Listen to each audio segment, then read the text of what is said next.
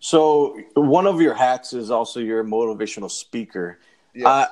It took me years to actually get off the couch and do something. I remember like I was listening to motivational stuff like for 4 years before I decided, you know what, fuck this, I'm gonna go do something. Do Right. you ever feel like it's a waste of time for most people? What do you mean? A waste of time for what?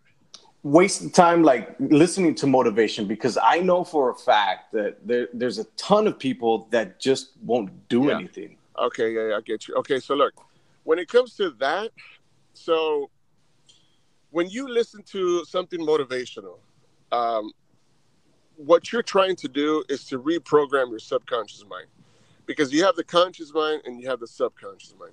The subconscious mind is pretty much what you've learned throughout your life. It's the habits you have that you're trying to break.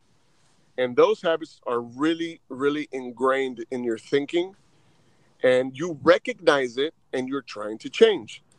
But what most people don't connect the dots with is that there is a world of repetition involved.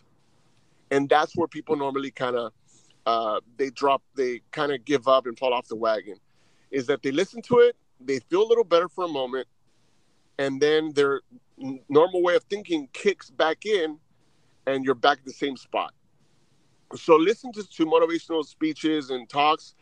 It's a positive thing, but let's not get confused. It takes a lot more than that. Yeah, I You know what I agree. mean? So that's just a little bit of fuel to get you going, but it does help.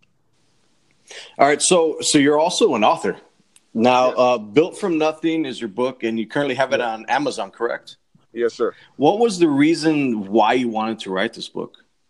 The reason I wanted to write it, man, when I started that book, I had an end result in mind. I was like, I never had thought about writing a book, really, but I got really inspired because I felt that, I work a lot with the future. Like I use a lot of my future potential as fuel.